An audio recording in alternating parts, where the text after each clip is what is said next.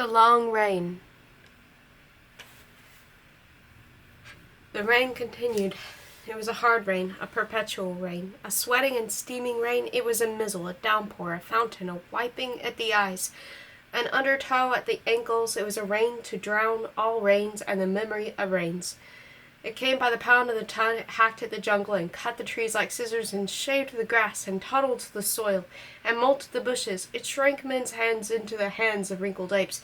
It rained a solid glassy rain and never stopped. How much farther, Lieutenant? I don't know, a mile, 10 miles, 1,000, are you sure? How can I be sure? I don't like this rain. If we only knew how far it is to the sun dome, I'd feel better. Another hour or two from there. You really think so, Lieutenant?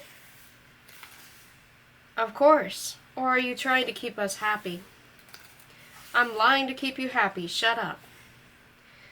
The two men sat together in the rain. Behind them sat two other men who were wet and tired and slumped like clay that was melting. The lieutenant looked up. He had a face that had once been brown, and now the rain had washed it pale, and the rain had washed the color from his eyes, and they were white, as were his teeth, as was his hair. He was all white. Even his uniform was beginning to turn white, and perhaps a little green with fungus. The lieutenant felt the rain on his cheeks.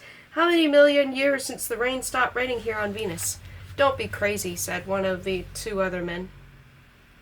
It never stops raining on Venus. It just goes on and on. I've lived here for 10 years, and I never saw a minute, even a second, when it wasn't pouring. It's like living underwater, said the lieutenant, and rose up, struggling his guns into place. Well, we better get going. We'll find that sun dome yet. Or we won't find it, said the cynic. It's an hour or so. Now you're lying to me, Lieutenant. No, now I'm lying to myself. This is one of those times when you've got to lie. I can't take much more of this. They walked down the jungle trail, now and then looking at their compasses. There was no direction anywhere, only what the compass said. There was a gray sky and rain falling and jungle and path, and far back behind them somewhere, a rocket in which they had ridden and fallen, a rocket in which lay two of their friends dead in dripping rain. They walked in single file, not speaking. They came to a river which lay wide and flat and brown, flowing down to the great single sea. The surface of it was stippled in a billion places by the rain. All right, Simmons. The lieutenant nodded, and Simmons took a small packet from his back, which, with a pressure of hidden chemical, inflated into a large boat. The lieutenant directed the cutting of the wood and the quick making of paddles, and they set out into the river, paddling swiftly across the smooth surface in the rain. The lieutenant felt the cold rain on his cheeks and on his neck and on his moving arms. The cold was beginning to seep into his lungs. He felt the rain on his ears, on his eyes, on his legs. I didn't sleep last night, he said. Who could? Who has? When? How many nights have we slept? 30 nights, 30 days? Who can sleep with rain slamming their head, banging away? I'd give anything for a hat, anything at all, just so it wouldn't hit my head any more. I get headaches. My head is sore. It hurts all the time. I'm sorry I came to China, said one of the others. First time I ever heard Venus called China. Sure, China. Chinese water cure. Remember the old torture? Rope you against a wall, drop one drop of water on your head every half hour. You go crazy waiting for the next one. Well, that's Venus, but on a big scale. We're not made for water. You can't sleep. You can't breathe right, and you're crazy from just being soggy. If we'd been ready for a crash, we'd have brought waterproof uniforms and hats. It's this beating rain on your head that gets you most of all. It's so heavy. It's like a BB shot. I don't know how long I can take it. Boy, me for the sun dome. The man who thought them up thought of something. They crossed the river, and in crossing they thought of sun dome somewhere ahead of them, shining in the jungle rain, a yellow house round and bright as the sun, a house 15 feet high by 100 feet in diameter, in which was warmth and quiet and hot food and freedom from rain. And in the center of the sun dome, of course, was a sun, a small floating free globe of yellow fire, drifting in a space at the top of the building where you could look at it from where you sat, smoking or reading a book, or drinking your hot chocolate crowned with marshmallow dollops. There it would be, the yellow sun, the size of the Earth's sun, and it was warm and continuous, and the rain world of Venus would be forgotten as long as they stayed in that house and idled their time. The lieutenant turned and looked back at the three men, using their oars and gritting their teeth. They were as white as mushrooms, as white as he was. Venus bleached everything away in a few months. Even the jungle is this immense cartoon nightmare. For how could the jungle be green with no sun, with always rain falling and always dusk, the white jungle of the pale cheese-colored leaves, the earth carved of wet camembert, the tree boles like immense toadstools, everything black and white, and how often could you see the soil itself? Wasn't it mostly a creek, a stream, a puddle, a pool, a lake, a river, and then at last the sea? Here we are. They leaped out of the farthest shore, splashing and sending up showers. The boat was deflated and stored in a cigarette packet. Then, standing on the rainy shore, they tried to light up a few smokes for themselves, and it was 5 minutes or so before, shuddering, they worked the inverted lighter and, cupping their hands, managed a few drags upon cigarettes, so they all too quickly were limp and beaten away from their lips by a sudden slap of rain. They walked on. "Wait just a moment," said the lieutenant. "I thought I saw something ahead. The sun-dome? I'm not sure. The rain closed in again." Simmons began to run. "The sun-dome! Come back, Simmons! The sun-dome!" Simmons vanished in the rain. The others ran after him. They found him in a little clearing. They stopped and looked at him when he had discovered the rocket ship. It was lying where they had left it. Somehow they had circled back in where they had started. In the ruin of the ship, green fungus was growing up out of the mouths of the two dead men. As they watched, the fungus took flower. The paddles broke away in the rain, and the fungus died. "How did we do it? An electrical storm must be nearby. Threw our compasses off. That explains it. You're right. What'll we do now? Start out again?" "Good Lord, we're not any closer to anywhere. Let's try to keep calm about it, Simmons." "Calm, calm. This rain's driving me wild." "We've enough food for another 2 days if we're careful." The rain danced on their skin, on their wet uniforms. The rain steamed from their noses and ears, from their fingers and knees. They looked like some fountains frozen in the jungle, issuing forth water from every pore, and as they stood from a distance they heard a roar. And the monster came out of the rain. The monster was supported upon 1,000 electric blue legs. It walked swiftly and terribly. It struck down a leg with a driving blow. Everywhere a leg struck, a tree fell and burned. Great whiffs of ozone filled the rainy air, and smoke blew away, was broken up by the rain. The monster was a half-mile wide and a mile high, and it fell off the ground like a great blind thing. Sometimes for a moment it had no legs at all, and then in an instant 1,000 whips would fall out of its belly, blue-white whips, to sting the jungle. "That's the electrical storm," said one of the men. "They're the thing ruined our compasses. It's coming this way." "Lie down, everyone," said the lieutenant. "Run," cried Simmons. "Don't be a fool. Lie down. It hits the highest points. We may get through unhurt. Lie down about 50 feet from the rocket. It may very well spin its fourth there and leave us be. Get down." The men flopped. "Is it coming?" they asked each other after a moment. "Coming. Is it nearer?" 200 yards off. "Nearer?" "Here she is." The monster came and stood over them. It dropped down 10 blue bolts of lightning which struck the rocket. The rocket flashed like a beaten gong and gave off metal ringing. The monster let down 50 more bolts, which danced about in a ridiculous pantomime, feeling of the jungle and the watery soil. "No, no," one of the men jumped up. "Get down, you fool," said the lieutenant. "No," the lightning struck the rocket another dozen times.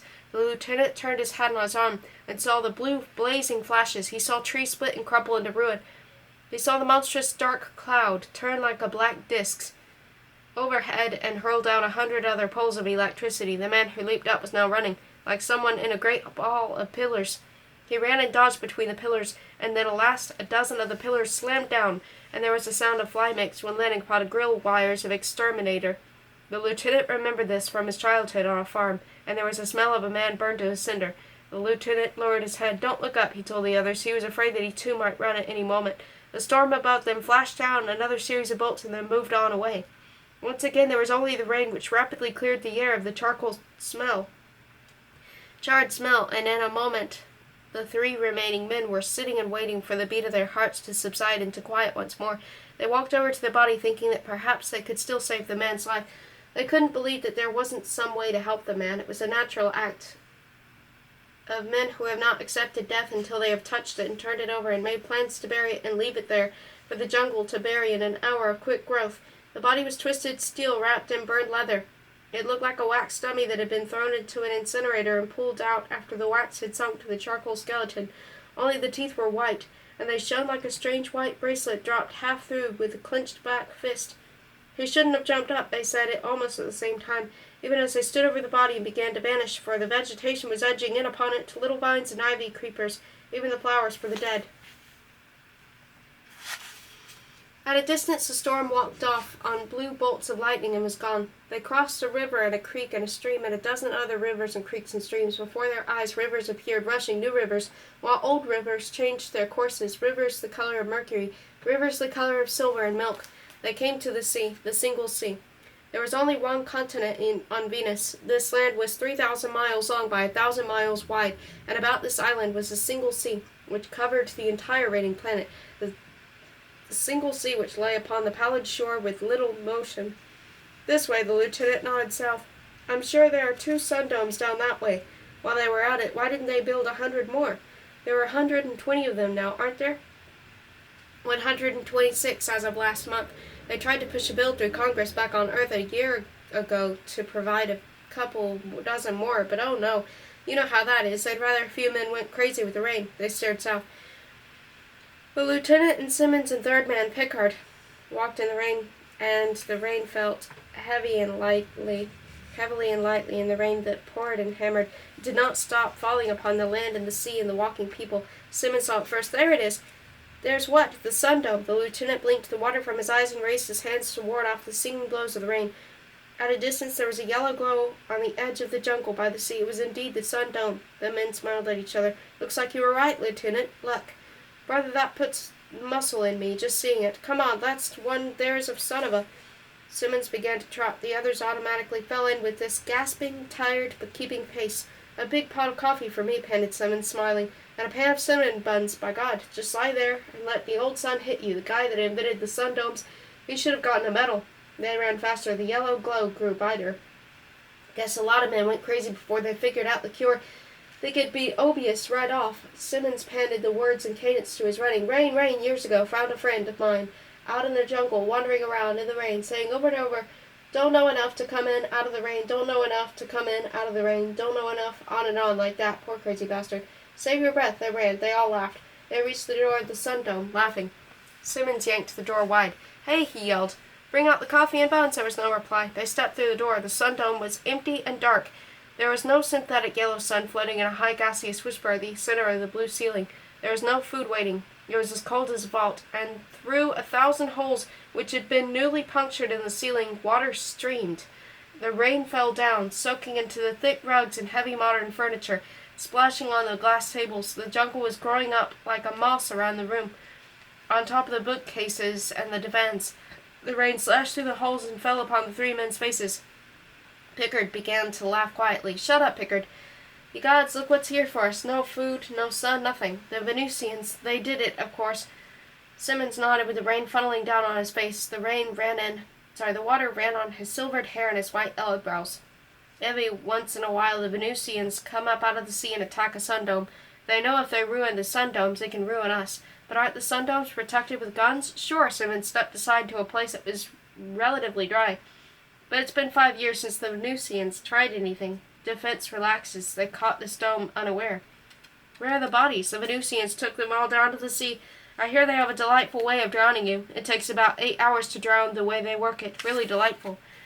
I bet there isn't any food here at all. Pickard laughed. The lieutenant frowned at him, nodded him, so Simmons could see. Simmons shook his head and went back to a room at one side of the oval chamber. The kitchen was strewn with soggy loaves of bread and meat that had gone faint green fur. Rain came through 100 holes in the kitchen roof. Brilliant. The lieutenant glanced up at the holes. I don't suppose we can plug all those holes and get snug in here. Without food, sir? Simmons snorted. I noticed the sun machines tore it apart. Our best bet is to make our way to the next sun dome. How far is that from here? Not far. As I recall, they built 2 rather close together here. Perhaps if we waited here, a rescue mission from the other might. It's probably been here and gone already some days ago. They'll send a crew to repair this place in about 6 months, and they get the money from Congress. I don't think we'd better wait. All right, then, we'll eat what's left of our rations and get back to the next dome. Pickard said, if only the rain wouldn't hit my head just for a few minutes, if I could only remember what it's like not to be bothered. He put his hands on his skull and held it tight. I remember when I was in school, a bully used to sit on the back of me and pinch me and pinch me and pinch me every 5 minutes all day long. He did that for weeks and months. My arms were so sore and black and blue all the time, and I thought I'd go crazy from being pinched. One day I must have gone a little mad from being hurt, and I turned around, took a metal tri-square, and used it in mechanical drawing. And I almost killed that. I almost cut his lousy head off. I almost took his eye out before they dragged me out of the room, and I kept yelling, why don't he leave me alone? Why don't he leave me alone? Brother! His hands clenched the bone of his head, shaking, tightening his eyes shut. But what do I do now? Who do I hit? Who do I tell to lay off? Stop bothering me. This darn rain, like the pinching, always on you. That's all you hear. That's all you feel. We'll be at the other sun dome by 4 this afternoon. On Venus, Sun dome? Look at this one. What if all the sun domes on Venus are gone? What then? What if there are holes in all the ceilings and the rain coming in? We'll have to chance it. I'm tired of chancing it. All I want is a roof and some quiet. I want to be alone. That's only 8 hours off if you hold on. Don't worry, I'll hold on all right. And Pickard left, not looking at them. Let's eat, said Simmons, watching him. They set off down the coast southward again. After 4 hours, they had to cut inland to go around a river that was a mile wide and so swift that it was not navigable by boat. They had to walk inland 6 miles to a place where the river boiled out of the earth suddenly, like a mortal wound. In the rain, they walked on solid ground and returned to the sea. I've got to sleep, said Pickard at last. He slumped. Haven't slept for 4 weeks. Tired, but couldn't sleep here. The sky was getting darker. The night of Venus was setting in, and it was so completely black that it was dangerous to move. Simmons and the lieutenant fell to their knees also, and the lieutenant said, "All right, we'll see what we can do. We've tried it before, but I don't know. Sleep doesn't seem one of those things you can get in this weather." There they lay out full, propping their heads up so the water wouldn't come into their mouths, and they closed their eyes. The lieutenant twitched. He did not sleep.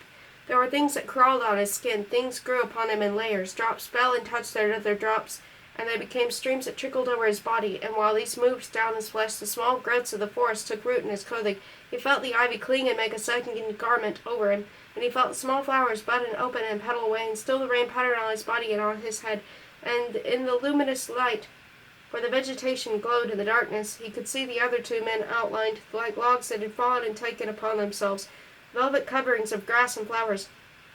The rain hid his face. He covered his face with his hands. The rain hit his neck. He turned over on his stomach in the mud and the rubbery plant, and the rain hit his back and hit his legs. Suddenly he leaped up and began to brush the water from himself. 1,000 hands were touching him, and he no longer wanted to be touched. He no longer could stand the being touched. He floundered and struck something else, and knew that it was Simmons, standing up in the rain, sneezing moisture, coughing and choking. And then Pickard was up, shouting and running about. "Wait a minute, Pickard." Stop it, Pickard screamed.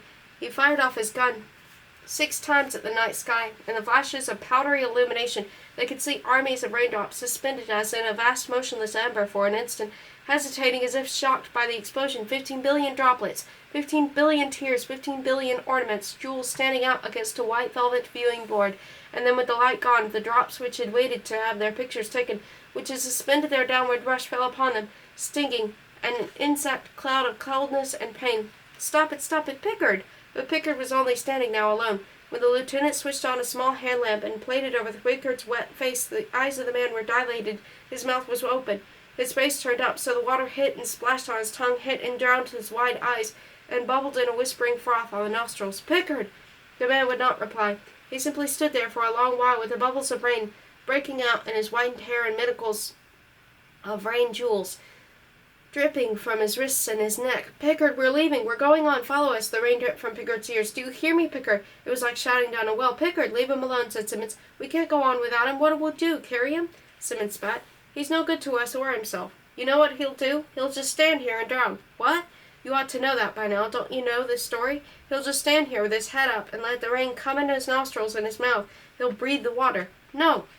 That's how they found General Mint that time, sitting on a rat with his head back, breathing the rain. His lungs were full of water. The lieutenant turned the light back to the unblinking face. Pickard's nostrils gave off a tiny whispering wet sound. "Pickard!"